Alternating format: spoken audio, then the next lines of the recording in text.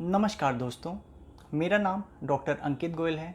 मैं एक साइकाइट्रिस्ट यानी कि मनोचिकित्सक हूँ द हेल्दी माइंड क्लिनिक नई दिल्ली में। आज इस वीडियो में हम बात करेंगे ओसीडी की, यानी कि ऑब्सेसिव कंपल्सिव डिसऑर्डर। जैसे कि इसके नाम से ही हमें पता चलता है, इसमें दो तरह के लक्षण होते हैं।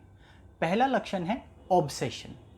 ऑब्सेशन मन में आने वाले विचार, इमेजेस यानी कि तस्वीरें या फिर इम्पल्सेस होते हैं। इम्पल्सेस यानी कि कुछ भी तीव्र करने की इच्छाएं होना। ये विचार, ये इमेजेस या इम्पल्सेस मन में बार बार आते हैं।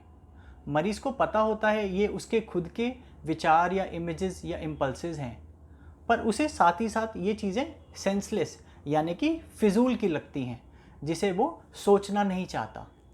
इन ऑब्सेशन से मरीज को तनाव यानी कि एंजाइटी महसूस होती है और कोशिश करने के बावजूद वो इनको रोक नहीं पाता।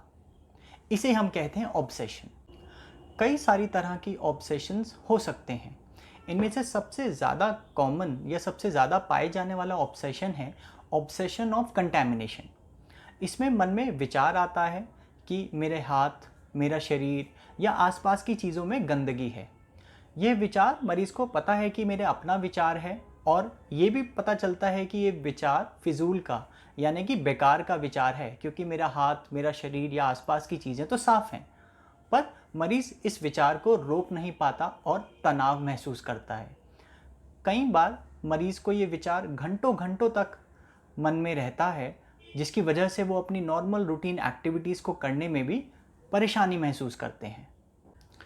ओसीडी का दूसरा लक्षण है कंपल्शन, यानी कि वो बिहेवियर या वो काम जो मरीज़ बार बार करते हैं ताकि ऑब्सेशन से आई एंजाइटी या तनाव वो कम कर सकें या न्यूट्रलाइज कर सकें।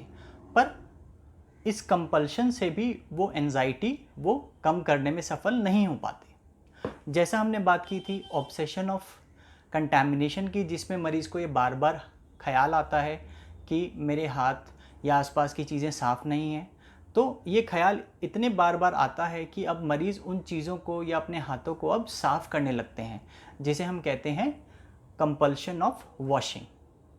पर उसको बार बार साफ़ करने से या हाथ को धोने से वो एंजाइटी या तनाव कम नहीं होता। काफ़ी बार हमारे पास जब मरीज़ आते हैं तो उनके घर वाले ये शिकायत करते हैं कि वो एक ही बारी में पूरी साबुन ख़त्म कर देते हैं, या फिर एक ही बारी में पूरी टंकी का पानी ख़त्म कर देते हैं। यानी कि वो इस कंपल्सिव बिहेवियर को बार बार दोहराते रहते हैं, और बार बार करने के बाद भी वो एंजाइटी वो कम करने में सफल नहीं हो पाते। तो ये दो लक्षण हैं ऑब्सेसिव कंपल्सिव डिसऑर्डर के। दूसरा ऑब्सेशन होता है पैथोलॉजिकल डाउट। इसमें मन में बार बार डाउट्स आने लगते हैं चीज़ों को लेके।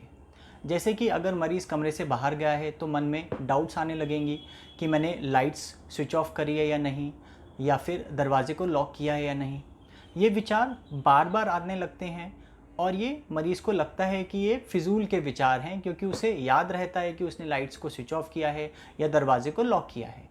पर ये बार बार विचार इतने ज़्यादा हो जाते हैं कि वो बाद में जाके उन्हें चेक करता है, जिसे हम कहते हैं कंपल्शन ऑफ चेकिंग।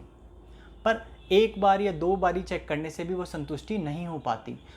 कभी तो मरीज़ 10 बार, 20 बार या कईयों बार जाके उसे चेक करता है, फिर भी वो एंजाइटी कम नहीं हो पाती। काफ़ी बार हमारे पास पेशेंट्स आते हैं जो कहते हैं हम अपने ऑफिस जा रहे थे, आधे रास्ते में उन्हें ये डाउट्स इतने आने लगे, उन्हें पता है कि उन्होंने घर लॉक किया, पर वो फिर दोबारा आके चेक करते हैं। तो इसमें काफ़ी समय उनका गुजर जाता है। तो दूसरी तरह की ऑब्सेशंस हैं पैथोलॉजिकल डाउट, और उसके साथ वो कंपल्शन है चेकिंग। अगला ऑब्सेशन है इंट्रूसिव थॉट्स। इसमें मरीज़ को कुछ अग्रेसिव थॉट्स आ सकते हैं, जैसे कि ऐसे विचार आना कि किसी को चाकू से मार दूं, या किसी को थप्पड़ मार दूं, या फिर किसी पर स्पिट कर दूं। कभी कभी ये विचार भगवान को लेके भी आ सकते हैं। ये विचार मरीज़ को पता है कि ख़राब विचार हैं, वो ऐसा करना नहीं चाहता, पर इन विचारों को वो रोक नहीं पाते। वहीं दूसरे तरह के विचार होते हैं सेक्सुअल थॉट्स।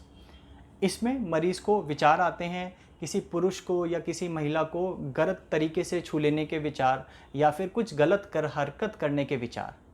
मरीज़ को पता है कि ये ख़राब विचार हैं, ऐसा वो करना नहीं चाहता, पर इन विचारों को वो रोक नहीं पाते, जिससे कि उन्हें कभी-कभी गिल्ट या बहुत ज़्यादा ग्लानि महसूस होती है। ये विचार इतने ख़राब लगते हैं अंदर से कि वो अपने आसपास के लोगों से इन विचारों को शेयर भी नहीं कर पाते और अंदर ही अंदर परेशान होते रहते हैं। इन विचारों को कभी-कभी रोकने के लिए या फिर न्यूट्रलाइज़ करने के लिए मरीज़ कुछ अलग विचार अपने मन में लाने लगते हैं, जैसे कि कोई भक्ति गीत गाने लग जाना या फिर हनुमान चालीसा अपने मन में दोहराना, जिससे कि ये विचार कम हो जाएं। पर ये करने के बाद भी ये विचार कम नहीं होते और एंजाइटी बनी रहती है। एक और ऑब्सेशन होता है जिसमें मरीज़ को बार बार ये विचार आते हैं कि अपनी बॉडी मूवमेंट्स पर ध्यान या फोकस करें, जैसे कि सांस लेने पर या फिर च्यूइंग मूवमेंट पर या आँखों के ब्लिंक करने पर। इन मूवमेंट्स पर वो ना चाहते हुए भी बार बार ध्यान देने लगते हैं और अगर वो इन पर ध्यान ना दें तो उनके मन में बहुत ज़्यादा एंजाइटी और तनाव होने लगता है और वो घंटों तक इन्हीं मूवमेंट्स पर ध्यान रखते हैं और अपने जो नॉर्मल रूटीन एक्टिविटीज़ हैं उनको करने में डिफ़िकल्टीज पाते हैं।